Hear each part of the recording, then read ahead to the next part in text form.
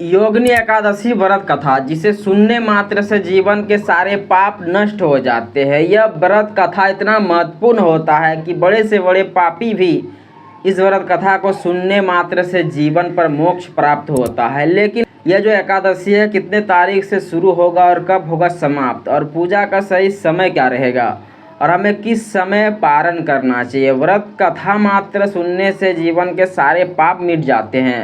इसीलिए योगिनी एकादशी का व्रत कथा आपके जीवन को बदल सकता है, आपके सभी पापों को नष्ट कर सकता है। कहा जाता है कि एक बार कुबेर जी का एक सेवक जिसका नाम हेमामानी था, वह कुबेर जी की नित्य पूजा पर फूल सामग्रियों को इकट्ठा करने का कार्य करती थी।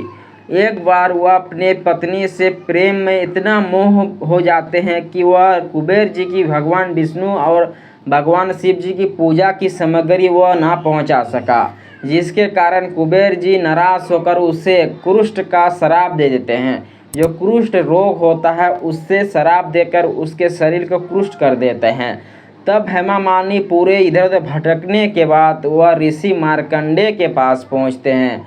मार्कंडेय ने उसके पूरे वृत्तांत को सुनकर ऋषि मार्कंडेय ने उसे योगिनी एकादशी व्रत कथा को करने से और व्रत को करने से उद्देश्य दिया कि तुम्हें उस व्रत और योगिनी एकादशी का व्रत करने की मात्र से जीवन के सारे पाप नष्ट हो जाते हैं।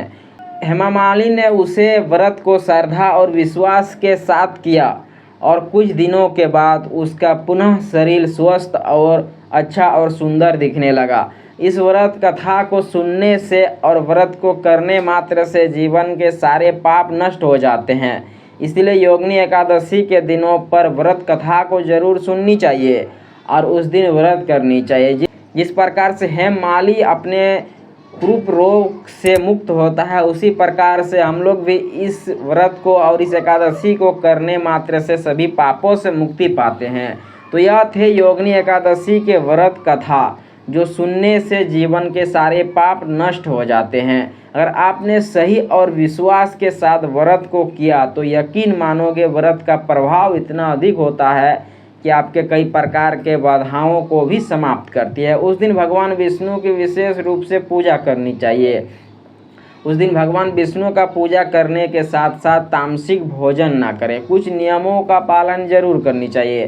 कहा जाता है अगर आपने नियमों के साथ व्रत करते हो, व्रत के साथ कथा और श्रवण करते हो, तो क्या आपके जीवन के पापों को नष्ट करती है। इसीलिए योगिनी एकादशी 2026 में मनाया जाएगा 10 जुलाई 2026 को। व्रत शुरू हो रहा है सुबह 8:16 से अगले दिन 11 जुलाई 2026 को सुबह 5:22 पर व्रत रखा जाएगा 10 जुलाई 2026 को। तो यह थे योगिनी एकादशी का व्रत कथा, जिसे सुनने मात्र से जीवन के सारे पाप नष्ट हो जाते हैं। तो आशा करते हैं वीडियो अच्छा लगा तो लाइक कीजिएगा और चैनल पर नए हो तो सब्सक्राइब जरूर कीजिएगा। मिलते हैं नेक्स्ट वीडियो में, तब तक सीताराम, हरे कृष्णा।